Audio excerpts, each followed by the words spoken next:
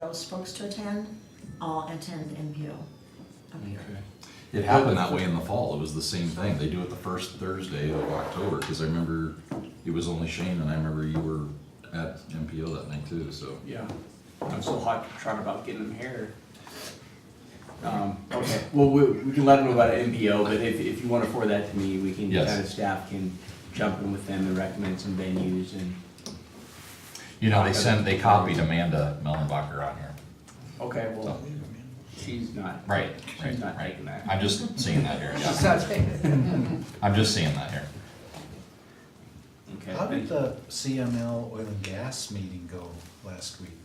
I didn't I attend. thought It it was went good. well. Yeah, Who It was else? well attended, it was decently about attended. 50, yeah, there was about 50 folks, I think. About half the City folks managers. attended, so. I made everybody I happy. think- Begrudgingly. I think they pacified some folks and with a couple of, I think, we have our board retreat in July that they have confirmed that they will probably create a better policy, some kind of legislative committee will come out of that they will form. And that they will have conversations with legislators when the session ends to talk to them about their governance and how they are really, alienating a lot of people with the process that they are taking right now. They also talked about being more involved, monitoring COGCC as well, something they said they haven't done in the past. But it sounded like Kevin was more interested in kind of seeing the composition of the new board and watching what they do going forward. So, but there was some conversation that happened the day after that still, I think, proved that folks were not very keen on CML nor their decision, nor thought. The day after last week. Yeah, the day after, yeah. I got some calls. Well, they're in So, a hard position, because the communities do not line up on this, right, and, they can't represent everyone. That's what I told Kevin, I go, if you took a no position, you'd be getting the same meeting down in Denver and Boulder and wherever else, so. Well, that kind of begs, why not just take a no position? I mean, they do that all the Right. time on Neutral water position, issues. you mean? You have to just stay neutral, because like on water, it's like, okay, well, the front range is happy, the west slope's upset, or Yeah. vice versa. So I think there are things like this that are gonna be a no-win, and so you just have to say, we're not gonna get in this fight, because we can't. kind You of can't made the win. claim though in this current political environment, you cannot take that tactic if you hope to make any kind of grounds. He said they would have no influence on amendments, and he listed a few amendments that CML pushed forward. He said we wouldn't even had a place at the table, right or wrong, that's what he said, he was pretty firm that we wouldn't have a But place. I will let you know, it was probably not CML who made those amendments happen. Which is Well, what that's I, up, yeah. which is what I learned after the fact. Oh, no, Yeah.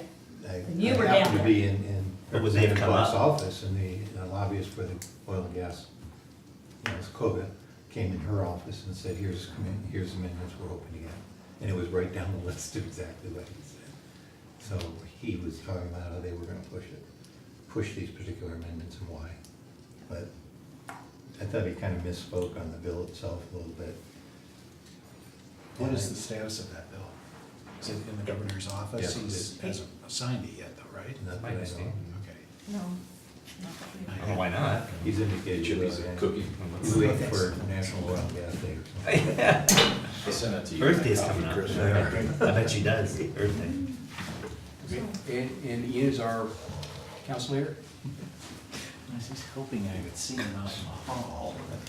Shall we call the meeting to order though and get going on that, because we only have an hour, so. I'm gonna call the town board special meeting to order for April 8th, 2019 at 6:04 PM. First item of business this evening is roll call, Ms. Iker. Mayor Christine Lindes, Here. Mayor Pro Tem Ken Bennett, Here. Miles Baker, Here. Barry Wilson, Paul Rennemeyer, Here? Tom Jones, Here.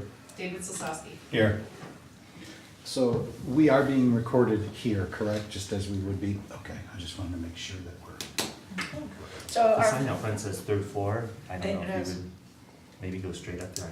Okay, so let me get into the, will you handle that? okay, Thank so you. the first item is review of agenda by the board and addition of items of new business to the agenda for consideration. Are there any additional items, or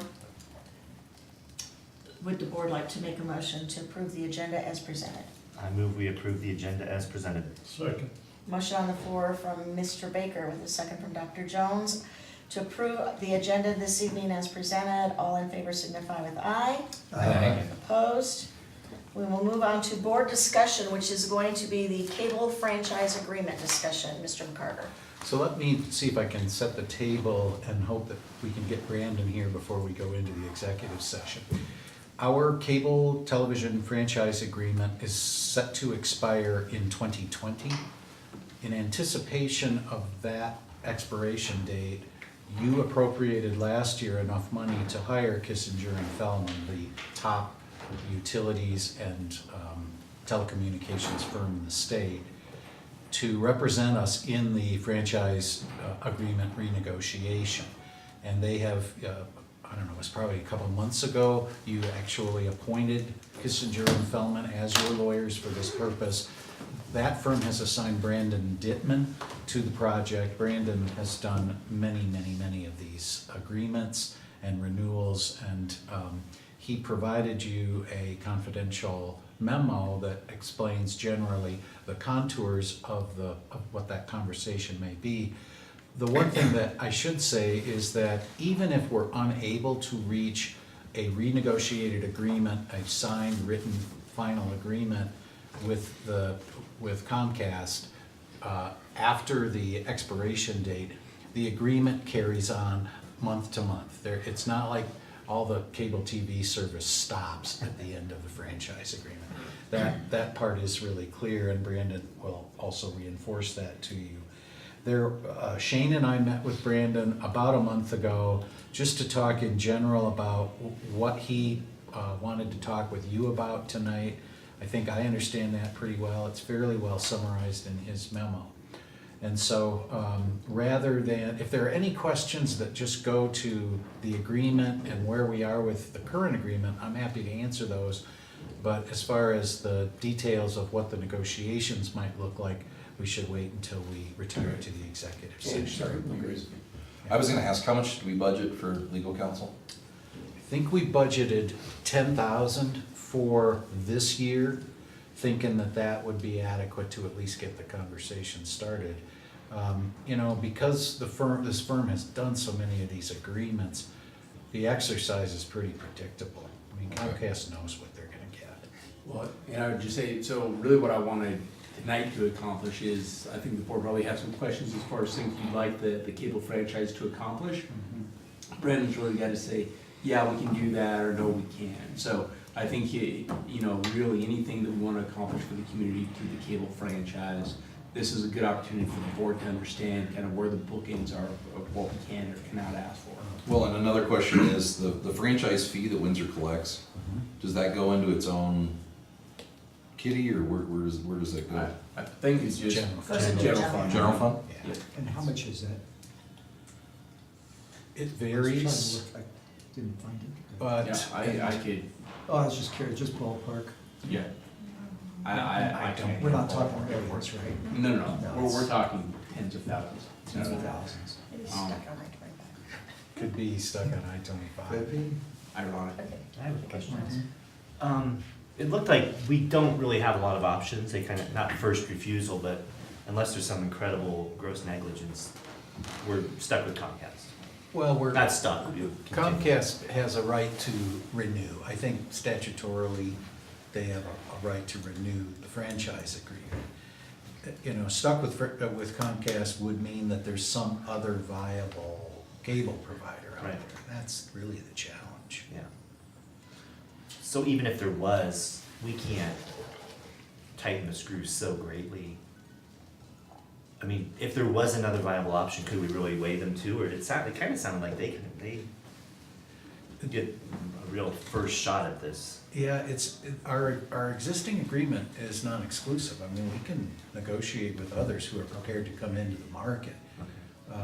We haven't seen that, so that does put Comcast in a bargaining position. But we are having some ongoing conversations with this other group that eventually, but we don't know we don't have the details or what that looks like, or, if we decided, because they have so many different options, how you can partner with them, we haven't even, but at some point, that might be part of this conversation, they could be. So would our agreement exclude that from happening? Or could we say, hey, you're our provider until someone else? Because it's non-exclusive, I don't think they can effectively say there shall be no others. Okay. Well, I don't think that's. To jump in, I think whatever the franchise agreement states, if another operator came in, the presumption would be they would have to follow the exact same franchise agreement that we had Okay. with an incumbent. I just want to answer Ken's question on the budget. So we have under franchise tax, it's not broken out Okay. by the different ones. So we have natural gas and electric, which I think are the really big ones. So the total citywide franchise is 1.58 million. Wow. But again, I could give the breakdown for cable, but it's not gonna be a big portion of that. The electrical and natural gas is gonna be the lion's share of that money. It's not gonna go to And state. even this other What's operator that? Won't go to state highway. we've been talking with, would never tell you that you should not have any other Oh, yeah, I'm not opposed to it. operators, you should, I mean, I think everybody feels like you need to have, just additional options. I was afraid this would exclude them. Ian, can I want to clarify, because, well, you said the memo's confidential, and I have a number of questions on that memo. Is that for this discussion in this meeting? or- Let's wait until Brandon comes if you wanna talk about the contents of that memo. Well, one of the comments in there was really about the scope of the agreement itself, and as I understood it, he said this does not cover internet or telephone. It only covers television. Correct. I don't think there is another provider who's coming in to provide television. I think it's Wi-Fi, it's internet. They wouldn't be giving channels. Well, and we really should wait for the executive session. We really should, because I could offer a counterpoint, but I'd rather wait until we're in executive session. Well, then Offer the comment. so if we can't talk about that, What can he we said. talk about, Yeah, do no, we but I'm saying currently, to your position. in our agreement with them, because have more stringent have we previously requested more stringent standards that then are being, come down onto our taxpayers' bills, previously within the agreement? We have not imposed service standards. Okay, um, additional ones, Correct. other than what was just in the initial agreement, we haven't ever, okay. Correct. Yeah. So let's pause for a minute. Yeah, I checked my email, he hasn't. My wrist was vibrating, which means maybe someone was trying to call my cell phone, which is upstairs. So let me go upstairs and stand by. It's good distance. Okay. Do we want to jump to future meetings maybe Sure. while we're waiting to see if we have Brandon in the room? Sure. Brandon in the house? So nothing else has been added from the last time we went through this, so we're basically booked up through June 3rd with discussions. So, I don't know if the board has any questions on this, or, anything that we should have on the future work session topics you don't think that we've covered, or we should be covering. Just that you're probably pulling this from, sort of a living document. Yeah. At least this says April 11th is the elected officials meeting. It says at Wellington Fire Department. But I believe we got an email or memo that said it's gonna be at the Weaver. It has moved, yes. Yeah. We should, yeah. So the latest email you had is Yeah. correct. And if we could, I'd like to start including, like, if we know who has RSVP to all these things to date, so, like, we know who's all attending on the 11th, if those are coming, who's going to the Bellevue water treatment, Oh, I see what you that mean. kind of, I mean, we always used to have that previously, like when, now, when the RSVPs came in, then we would know who of our board members were going to what. I like that, because I always forget whether See, I that- I was gonna say, I keep RSVP. did I RSVP or not? It should be on your calendar. I've RSVP 5 times, I mean. So, What am I going to? I don't know, I forgot. Okay, well, that's easy enough to add. Okay. Thanks for doing that.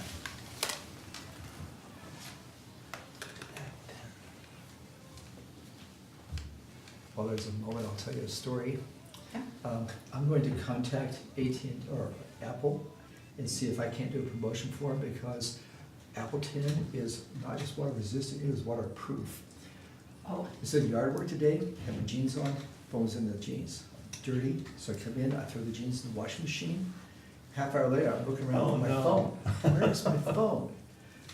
In the Wash, spin cycle, the whole bit, keeps on ticking. Thanks. So The case to upgrade, yeah. I think that'll be worth some kind of promotional thing I could do. Did it shrink though? It is now. It's You now. need to, you need to make, Yeah. That'll pay me Got to less do a memory. commercial for them or something.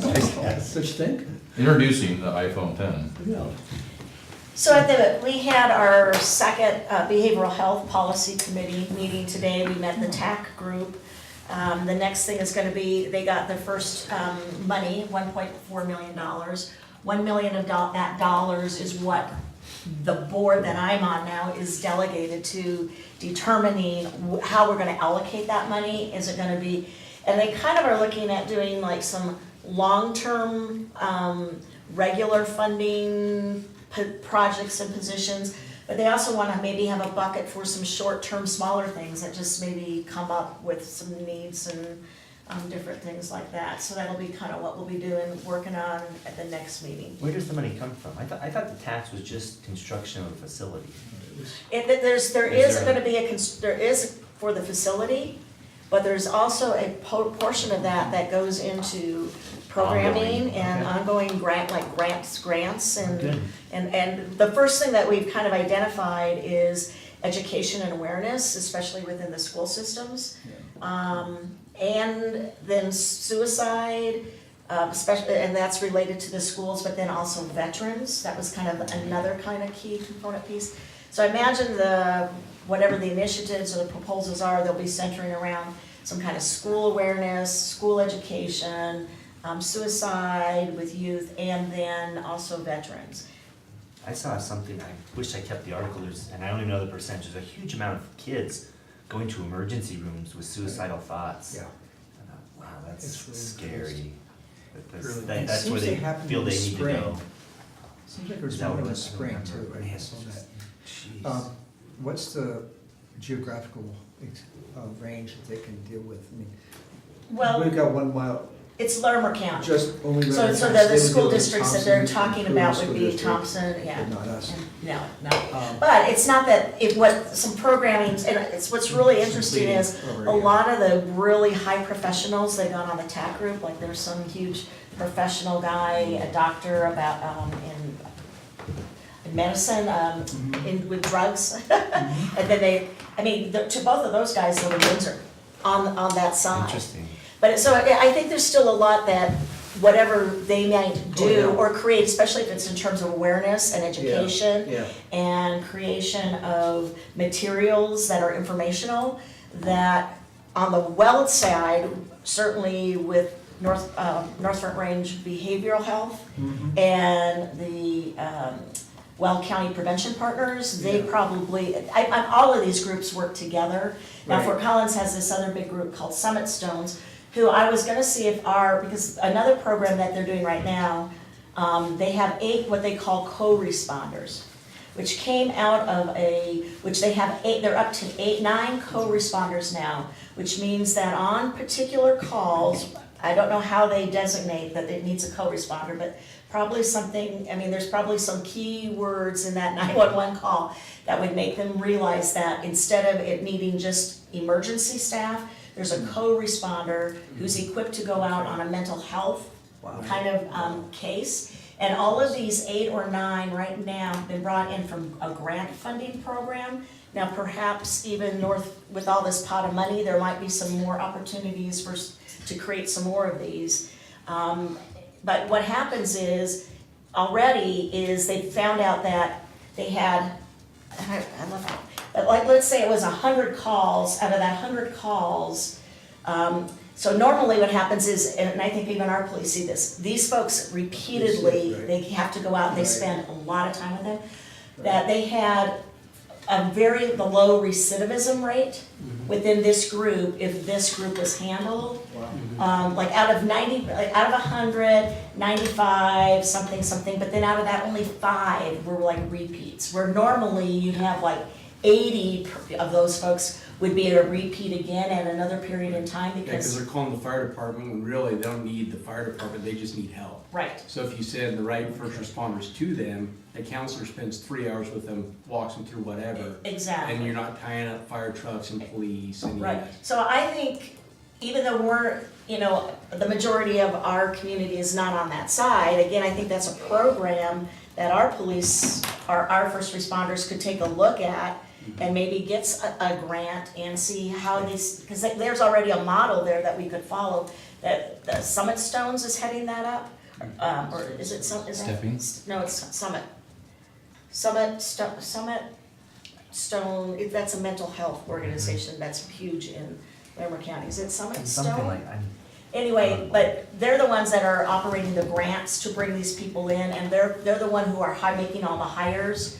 And they're the ones who I'm guessing created the mechanisms of how it works and who determines who goes out and all of that. But it's not even been running that long, and it's already been deemed, they can already tell it, I mean, these folks, a huge amount of these folks usually end up in the emergency room, so it ties up all our people here first, then they go to the emergency room, well, they're already seen, they don't have to take them to the emergency room, and the best thing is, they're not seen repeated. Right.